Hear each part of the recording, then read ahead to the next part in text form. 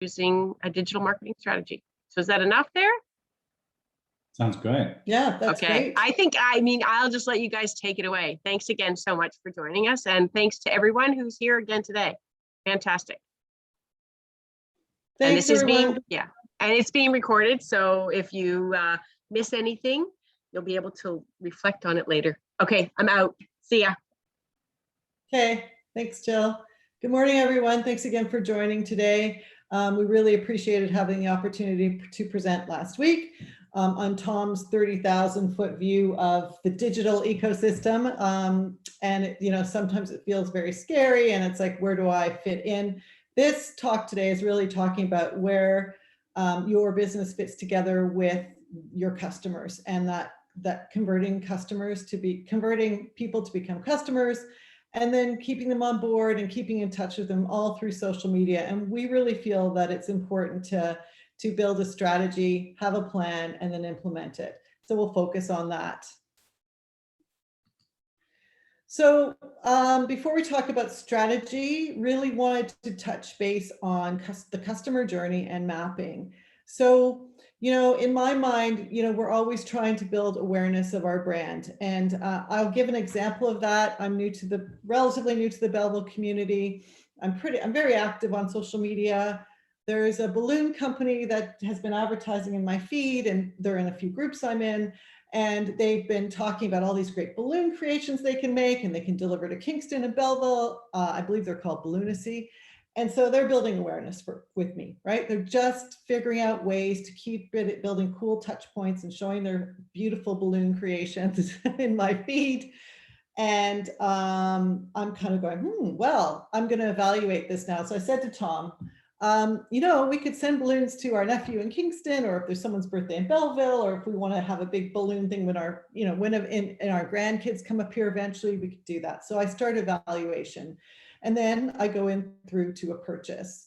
And that's very critical because they're now going to be dealing with me directly. They really have to make sure that they're impressing me and how they keep in touch with me. And then, of course, it's like using that purchase. So then I get feedback from my nephew in Kingston, Remy, saying the boys loved it. It was so cool. They were so shocked. They were so surprised. And then I go, oh, it's my girlfriend Rita's 50th birthday in 3 weeks. And it really is. You know what? I wonder if they deliver to this part of Hastings. I'm going to repurchase. And then I become an advocate. And what I've just done with you in the last 2 minutes is become an advocate for Balloonacy. So I guess we could say their business is ballooning. It is. Their business is ballooning. Aha, there you've got some great English humor in there, or humor. So that's the whole thing we always want to be thinking about, even before we get into really talking about strategy. So now I learned this very quickly when I started in a role at Proudfoot as their chief marketing officer, and they're a global consultancy, and they work all around the world. And I got on a call with the people at Salesforce and at HubSpot, and I had some great people working with me. And how many touch points does it take actually to get in that cycle of the customer and the journey and the mapping? And that's really, some say 9.6. The reality is it's between 6 and 10 touch points. And because I'm learning how to use Illustrator, I thought I would make a very cool graphic with 9 stars, and I didn't do a half. But so 9.6 touch points, 6 to 10. It really is when a business interacts with a potential customer. So we all know this, and you all know this, but just to reaffirm, where can you interact online? It's through web, social, email, referrals, reviews, blogs. I was looking at some of the websites of some of the people on this call, and just, their people are producing blogs and really cool stuff. So that's really important because it gives me a different type of vehicle and information. In store, of course, if you have a store, right now we're all sort of in lockdown, but over the phone, in person, at point of delivery, through Amazon or your own delivery system, at curbside pickup, through promotions. And then we go back to the trad aspect of traditional, trad as we call it in the business, traditional advertising, which Tom was talking about last time in part of his octopus diagram, which was print, radio, and TV, which I worked with for many years, and then we started bringing digital into it. So it's really important, going back to that customer journey and their mapping. to really sort of look at, as we're trying to get new customers in that pipeline and marketing qualified leads, where can we interact? Where do we want to interact with them? What has been helpful and what has not been helpful in that journey? And a touch point can be interactive, or it can be one way. Is that right? Yes, exactly. It could be interactive. So that in-store, over the phone, in person, at point of delivery, maybe someone drops it off and they say, we've sent you something else that's very special, an extra balloon design, that type of thing. But it could go both ways. All right, so you've got our own customer mapping journey here. We have a farm called Over the Rainbow Farm, myrainbow.ca, and we really came out here because we thought, well, this is a beautiful place. We want to share it with other people and potentially do weddings and events. And we all know that Bill Gates coined the phrase, content is king. But then there is the new phrase that says marketing and consistency is queen. And this is your phrase. No, it's not actually. Oh, it's okay. Gary Vaynerchuk, who has a huge wine empire. So I didn't actually, it's not my phrase. So a lot of people in marketing now say this. So, you know, that idea of content is king was originated in 1987 or 86. Bill Gates said it. And now he's actually saying video content is king and all of this stuff. But marketing and consistency is queen. This is us mapping out, who do we want to market to? Who do we think our customers are? And we had a long workshop around this, and we came up with these 4 buckets of people. When we did this evaluation, then we went into how we might want to attract those people through various marketing campaigns back to those touch points. Well, how do we actually, what are our vehicles? We have Facebook, we have Instagram. Maybe we should do some YouTube ads, and we'll test all of these demographics to see who comes into our pipeline and how we can talk to them. So that was the process. And this is what we do on a regular basis, even with our own our digital clients.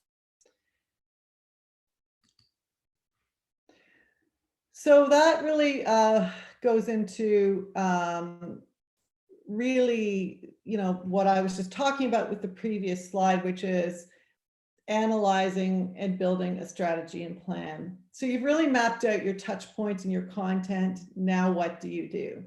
And as hard as it is, and it's hard for all of us, it really is important to make a marketing plan. It's really a framework to help you build your sales and your brand presence in market. So again, I could have done the traditional marketing qualified leads to sales qualified leads. That's the process. But we want to make sure we have those tools for ourselves and our team and our staff to understand what we're doing. So, you know, I'm not going to be too complex here. This actually diagram is from a little app I found online that does 7-day marketing plans. And you can see they've got the business objectives, what the focus is, you know, what's your strategy, what are your key actions, what does it depend on? Like, how can you deliver creative, do you have a budget, that type of thing.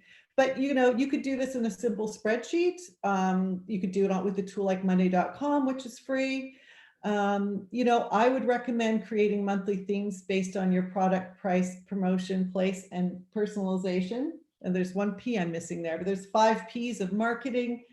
You know, obviously personalization right now, especially when in the time of COVID and online deliveries and that type of thing, is really important. You see some great people in this community doing that. And they're doing it through developing new products or sales specials, but really look at a monthly theme, you know, just map that out very quickly. And then just each week have a touch point plan around that theme. You know, I'm working with a client now who has various events, and we're just now building some very basic creative around pushing out their web. They do dinner 1 Sunday a month, and they build a community of people coming together at that dinner online. So we're just building some creative with that. That goes into the plan. We know 1 Tuesday on a month, we're promoting that dinner. So make sure that touch point plan crosses all your various social frameworks, Facebook, web, Twitter, Instagram, in-store, wherever you're promoting. And then really taking the time to monitoring that plan and see what you know, having an active response.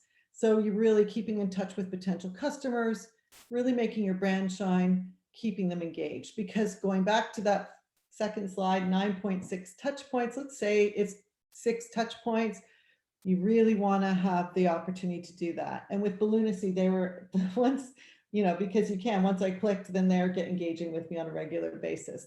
So paid advertising, I know we talked about it in the last one. Start slow, track results, and I'll touch base a little bit on that in a few minutes. Yeah, and don't forget that big difference between marketing now and say 20 years ago is that you've got access to all the data to determine whether or not you're actually following the plan. If your plan is going off the rails, you can modify it. That's one of the things that's really important to think about. Yeah. But those solid things you have, again, it's just coming into market with different things on a regular basis that you're doing, and analyzing that, but making sure those touch points are met. Just really focus on that. It's so important. So, so how do I do this? I'm not a social media marketer. This is what most of our clients say. And from time to time, I say it myself, because even though we work in this scope, it can feel very daunting. So looking to automate your systems across your channels. I really love for Facebook and Instagram, the business suite that they have. It's easy to use. You can upload to both of your accounts or just one. You can see your analytics in real time. There's things like Hootsuite, but there's a host, if you just Google, there's a host of different ways to automate your system. Really encourage you, and I'm working on a client with this, is to take pictures daily of your product or build some content that you can upload really in 1 week time slots. We're just talking to lots of people about getting their vaccines, and one of my clients posted that on their feed. It was one of the most popular uptakes of interaction with their community, just saying, I'm a business owner, I finally got my vaccine, I'm so excited. And that's really great. So don't forget about that type of stuff, things that are happening in real life, real time. So when I get it, you don't have a lot of time. Is there a community of people that can buddy up with you? Is there a friend who would like to help out, that can share your information, respond, do that type of thing? Are there brand ambassadors out there? On Facebook, you can get your badge. You have people that have a badge that are your brand ambassadors. You would contact them. Just say, would you like to help out by helping us out by doing some posting, or maybe we'll give you some free product or something like that. We're a big believer in student help. There's a lot of programs that offer grants for student placements. Loyalist College, one of where I get my hair done in Belleville, she has 2 students right now building their marketing plan and doing execution. I get that it's a little bit of extra work for you, but if you have a lot of these other pieces in place and you can give these students a bit of guidance, you'll get some great extra help. And then becoming the face of your business. We know it's hard, but it can be done. So really work through that marketing plan and prioritize. Make sure customers, old and new, understand your passion for your products, because it is all about the passion for what we do. I think it's so important. So one last thing I really wanted to talk about, partnerships and promotions. So, I always give this analogy, and I don't think I did on the last call, but I've talked to Jill and Lisa about this. I used to do a lot of promotion. I used to build promotions for Mr. Sub and MTY Group, and they have a whole host of quick service restaurants that we represented and built their sponsorships. And we negotiated a large sponsorship with the Toronto Maple Leafs and the Raptors. And when we walk into the arena, there we are courtside, and we're sitting with all of the other companies, Transat Holidays, all the companies that are sponsoring, and nobody's talking to each other. So just remember and keep in mind to talk to the other businesses that you in your area, build stronger together. There's a lot of ways to do cross promotions. The chamber, of course, is a great way to look at the membership and the database and connect. In fact, I'm looking for someone to help on a project, and I said, oh my gosh, I should just go to the database and look there. And also don't forget to think about a corporate social responsibility plan. Obviously, it's hard right now for business, but supporting a local charity, even a small donation or a token of support can be a great way to showcase who you are in the community. And we've got some great community members here in Belleville. And I know you already do a lot of that, but it's just a way of branching out a little bit more. And then the the stats here, you know, social media has 100% higher lead to close rates than the traditional media. So it's really important to put some focus on this. Now, the average cost of a social media campaign is around $300, but that includes your paid and your graphics and creating videos and things like that. So don't get scared by that figure. It can be, you know, it can be a lot less when you're managing it yourself or having an advocate or having a student help you out. And really 6 hours a week really does make a big difference. You know, I'm seeing this now with a client. I'm mapping out their customer journey. I'm going online, responding as them on their sites. We're seeing a huge uptake with people who are interacting, and the more people interact, the more you're able to grow that community. So it's all about growing the community. If you can invest 6 hours a week, it will make a huge and big difference. Yeah, and in fact, it's a good benchmark. If you're spending a lot more than 6 hours a week, then you should think about more automation. Think about, as Lee mentioned, you know, maybe an intern to help with the graphics and some of the responses, because there's a point, law of diminishing returns. If you're overdoing it, you may not be getting much more in terms of leads and opportunities. Yeah, and then don't be afraid. I mean, our big thing is with our clients is don't be afraid to test and iterate and come back to it and learn from it. With one of my new clients right now, that's what we're doing. I just said to them, like, they wanted us to build a 2-year strategy and plan. And I said, I'm going to build a 6-month strategy and plan. And in that plan, we're going to test and iterate and see what's working and see where we need the help. And I'll do the monitoring myself to look at those analytics and the data. So super important. Don't be afraid. If something doesn't work out the way you want it to, you can edit it, take it down, do whatever you need to do. So yeah, so that's our quick overview on conversions. Thank you very much for being on the call. And I think we're right within the last 10-minute frame time. So did anybody have any questions? I think it's wonderful. So while we're waiting for a couple of questions to come in, I thought it would be, so if I get it right, I want to create a graphic kind of catalog or an encyclopedia of sorts. I want to start testing the engagement with some of those. And like you mentioned, sometimes, and we see this at the chamber too, that when you have people in the picture doing something fun, that automatically ramps up. It might not even have anything to do with what the product is that you're selling, but it does help establish your brand. And not mistaking the fact that product and brand are part of the same thing. But as you start to evaluate that engagement on certain things, I think that's then, pardon? Sorry, and then you can start planning. And so if you haven't done your marketing strategy yet, looking back to see what has engaged people and what has worked with others to kind of raise your likes and your shares, those are the kinds of things you want to repeat. And kind of on that rinse repeat cycle, you test it, then you engage.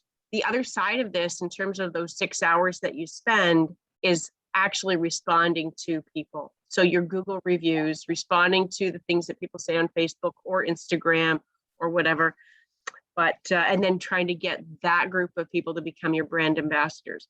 And if there is some way that we might be able to help that from the chamber side of things, maybe it would be to connect groups that may or may not realize that they support similar target audiences, but for very different things.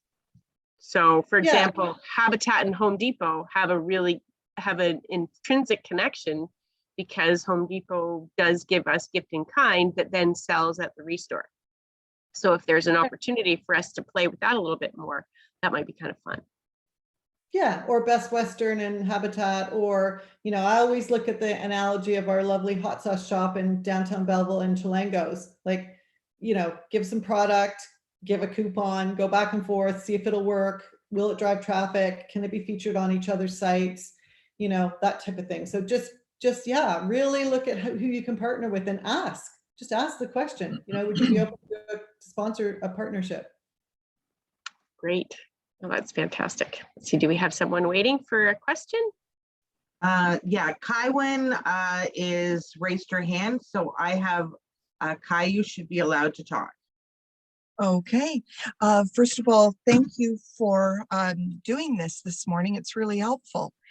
I was wondering, I have a little chapel, and do you believe in that if this would be helpful, is doing a blog daily or a podcast daily, or a video on Facebook, doing something daily?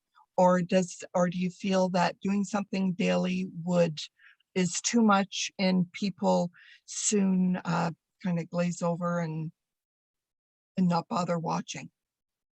Or do you think maybe once a week, or how do you feel about that? So interesting that you mentioned you have a chapel. One of my clients is a United Church. So I'm working in the scope of understanding how they communicate to their members. And so, I think the whole thing in this is, first of all, do you have the time to do a daily blog, or is it a really nice graphic with some sort of motivational quote for people right now? So you want to kind of test a few things. I think you want to try a weekly blog and say, you know what? Nobody's reacting to it. There's nothing happening here. I'm not seeing an uplift. So now I'm going to do a motivational, I'm going to look at a motivational comment or some visual, try that, then try blog, and then try maybe a live. Maybe you're standing in a field doing a beautiful live recording by the chapel. So you just have to try and iterate and see how the results are with people interacting. Yeah, I mean, also just to add to that, a traditional blog now it's very difficult to actually get traction with. In other words, a blog on a website. Okay. So I'd suggest that you probably want to be really thinking about a social media channel. The other thing is there's a lot on the web about how video gets more attention, has the audience like retaining more of the information. That's true, but only if the video is short, snappy, and of decent quality. So you may be thinking of like, 2, 3, 4, 5 minutes for video, but actually that's often way too long. If you are going to do daily, you're probably talking about really, really short snippets, like 10, 15 seconds. Okay. When you go to YouTube, you see the drop off. Like you're going to have lost over 50% of your audience within 15 seconds. So have a think about how that might impact on like one message, say it that day, get it across, and then save all the other stuff for the next day, and that's awesome. Find good locations so that it's not boring. You're not always sitting in with books behind you, behind your desk or whatever. And also that plan, like really look at what are your monthly themes. So the artistry of God is the church I'm working with. It's the artistry of God. So they're doing God the gardener, God the weaver. So there's one theme, and then for weeks we build off of that theme. So that's a great way to do it too. So, and don't overwhelm yourself with like, I need to do a blog a week. Do moderate things, put them in your calendar, and then you can plan that way. Yeah. And if we were going, sorry, Jen, and if you were going, no, because I just want to add on, it's exciting because I'm just thinking, okay, think about who your target market is. So are the people that you want to attract to the chapel, people who are going to come regularly, like the United Church kind of situation, or are they people who are likely to use your service once? So if there are a series of things that you can do to prime their interest in what you have to offer. So let's say it's a wedding service or some kind of a vow renewal or whatever, that you decide what you want people to use your product for.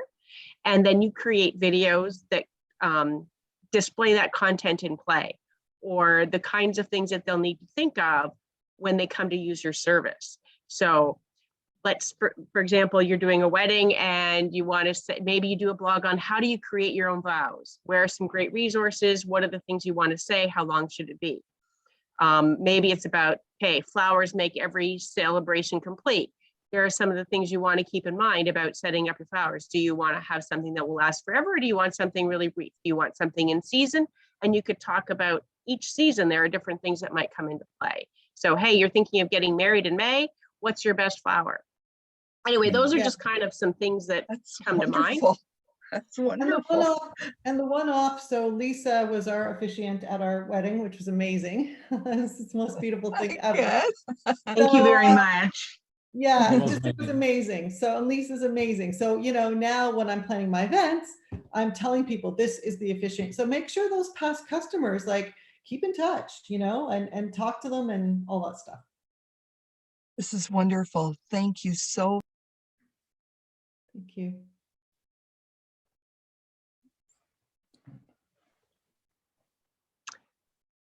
Those are the fun conversations, aren't they? When you start talking about where their target audience might live and the things that you can do that connect specifically with a person and the product that they have to offer. Yeah, that's where I always got excited anyway. Yeah.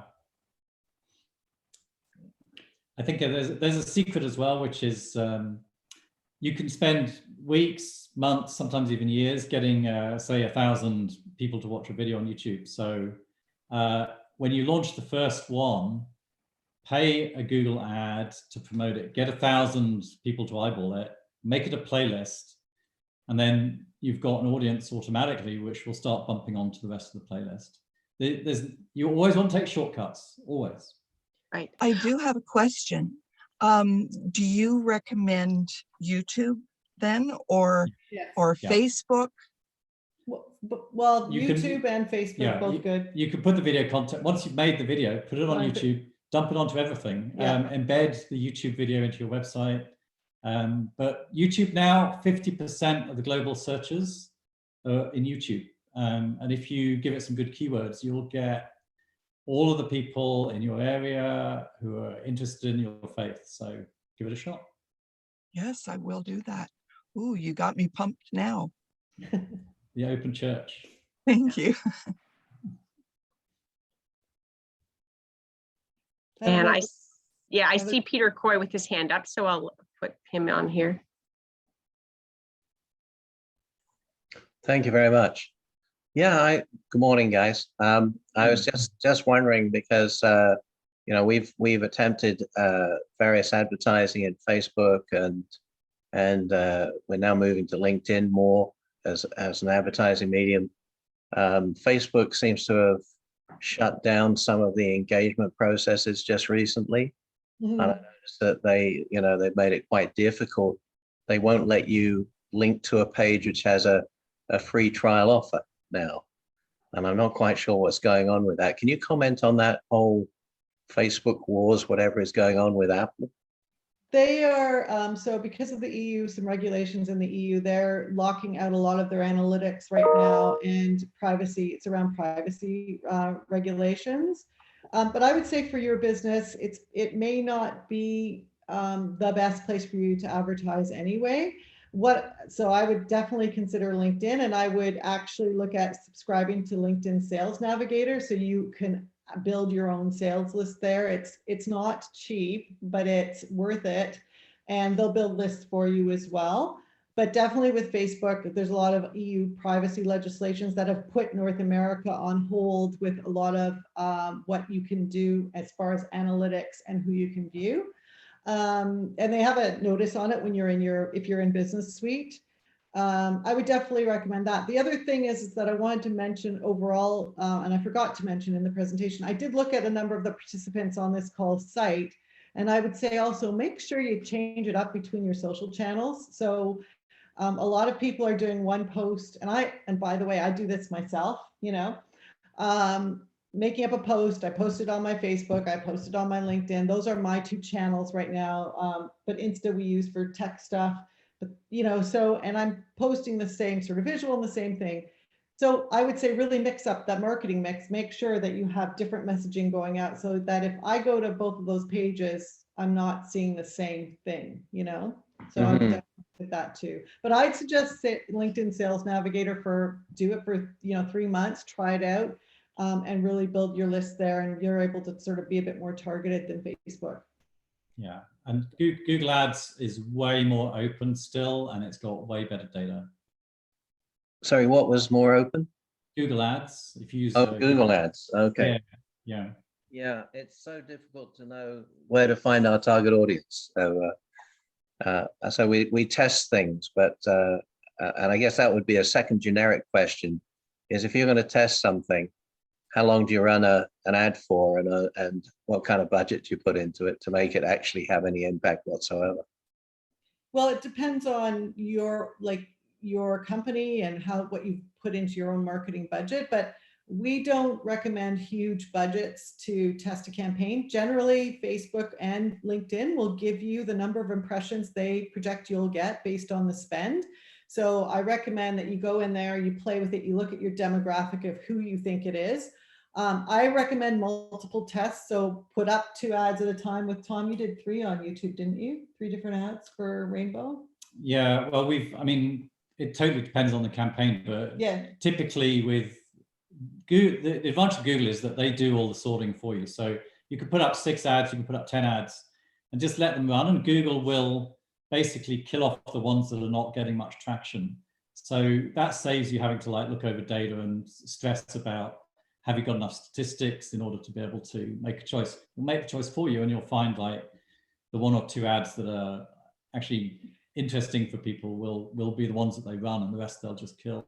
So that saves time. But Facebook and LinkedIn will tell you exactly how many leads or impressions you'll get, and you look at what your capabilities are and say, okay, well, I'll invest $50. I'll do it over 3 days. I usually do a 1-week test. That's what I prefer to do, and I'll test an A and I'll test a B. And we did a test where we both thought, Tom thought one ad was going to do really well. It tanked. I thought another ad was going to do well. It didn't do great. And then the one that we didn't think would do so well did really well. So we got our leads that way. So I like the A/B test for sure. Low budget, 7 days. You don't want to break the bank to find out it's not going to work, right? So be modest in your budget. Look at your reach, what you could handle. If you got 240 leads, how could you handle that? So look at what your infrastructure is and then build from there. That would be my recommendation. Well, thank you. I know we're going to have a chat later this week, so yeah, exactly. I'll ask you more questions then. But those were the generic ones. Thank you. Thanks. Thank you. So we're at 11:03. We promised the best 30 minutes of your life. No, and we did. So I don't see any other questions hanging in there, so we'll keep to our word and say this was our 30 minutes. The recording will be available soon, and certainly if anybody, you had a little bit of an offer here if you wanted to just share that, and I'll say goodbye and thank you once again. Yeah, I mean, I'm happy to, if anybody has specific challenges right now or a couple of questions that we can, hop on a quick 15 minutes or a 30-minute call. My contact information is there on the other presentation. Just shoot me an email. I'd be happy to set up some time to do a little bit of scenario planning around what your challenges might be. Feel free to reach out. I'd be happy to do that. Okay, sounds good. Yeah, and you can also go to bellevillechamber.ca, the membership directory. 6 Trends and Over the Rainbow Farm are both members. So thank you very much for your continued support to the Chamber. We appreciate it. That's great. And thanks to the Chamber for hosting this. Thank you so really much. good. And good luck to everybody.